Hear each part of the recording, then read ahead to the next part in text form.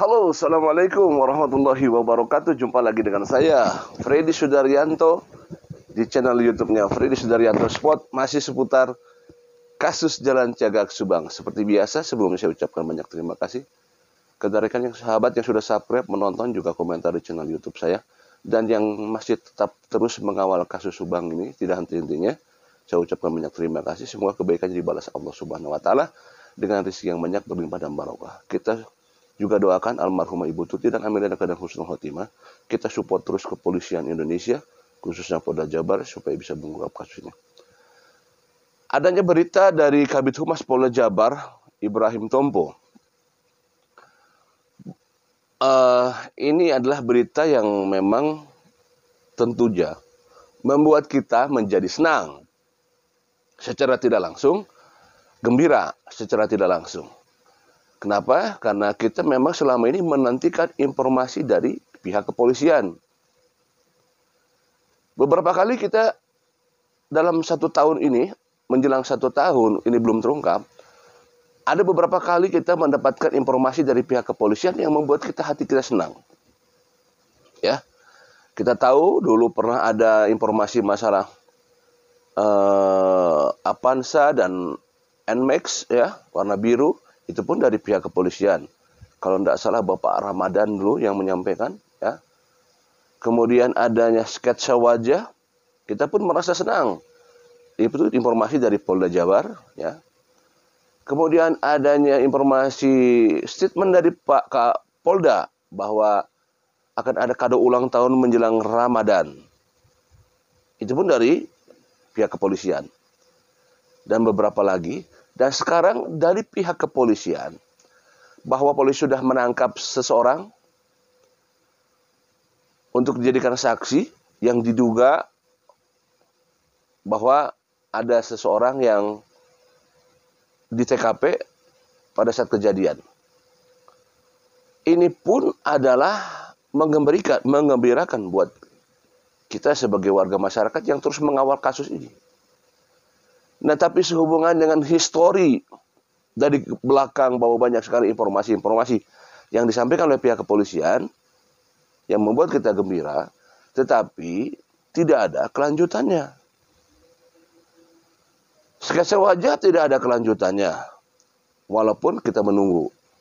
Nah, sebenarnya bukan berarti tidak bekerja, barangkali seperti itu, ya. Karena memang dilaksanakan secara maraton, tetapi secara senyap.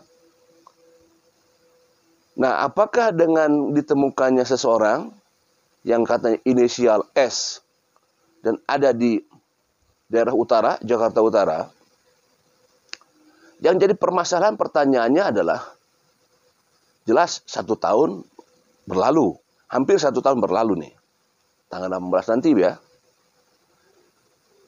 Saya cuma pengen bertanya ini bagaimana prosesnya pihak kepolisian mengetahui bahwa yang bersangkutan ada di TKP pada saat kejadian. Nah, ini yang apa namanya? Yang jadi pertanyaannya, bagaimana pihak kepolisian mengetahui bahwa yang bersangkutan ada di TKP pada saat kejadian? Apakah ada yang memberikan informasi? Tentunya pasti ada yang memberikan informasi. Nah, siapakah yang memberikan informasi ini? Sehingga jauh ada di Jakarta Utara sana. Dan sekarang sudah ada di Mapolda Jabar. Saya hanya terus merasa optimis itu dipupuk di pikiran saya, agar senantiasa kita selalu optimis. Karena kepada siapa lagi kalau bukan kepada pihak kepolisian kita menaruh kepercayaan ini. Karena mereka lah yang memang bertugas untuk mengawal atau menghabisi daripada kasus ini. Sekali lagi, bahwa siapa sebenarnya yang memberikan informasi bahwa yang bersangkutan itu ada di TKP pada saat kejadian.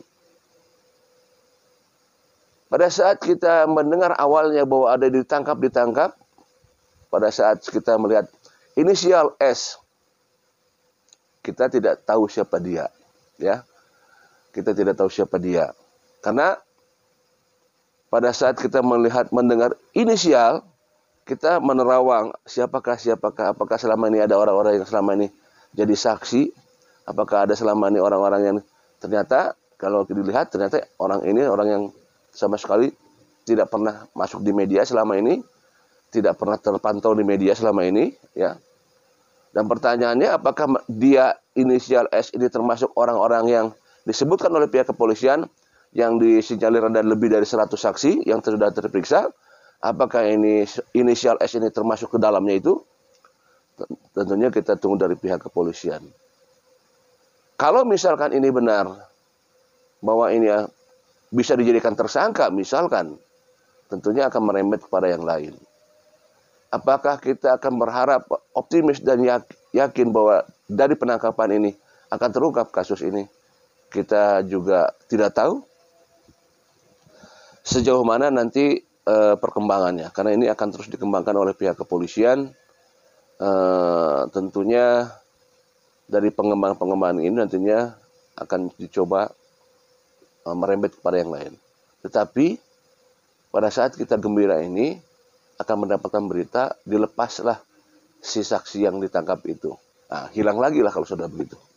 Ya, semangatnya hilang lagi pada saat itu. Kalau misalkan tiba-tiba saksi itu dilepas karena tidak ada kesangkut pautan. Nah, tentunya sekali lagi bahwa kasus Subang ini memang lebih jelimet, lebih ini daripada kasus-kasus yang lain. Kalau bisa dikatakan ini sebenarnya lebih, kasus Subang ini lebih apa ya, lebih sesuatu hal banget dibanding kasus yang lain. Malah sekelas kasus Brigadir J yang memang lagi viral, sebenarnya kasus Subang ini hal yang memang harus diangkat.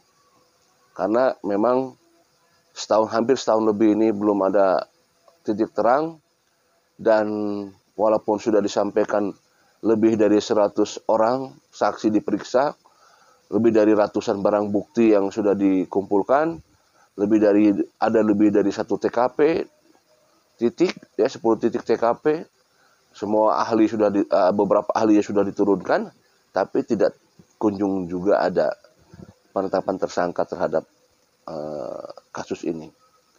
Mudah-mudahan dengan kejadian sekarang ini, tadi malam, dengan ditangkapnya seseorang yang diduga ada di TKP pada saat kejadian, maka kita berharap ini bukan sebuah framing.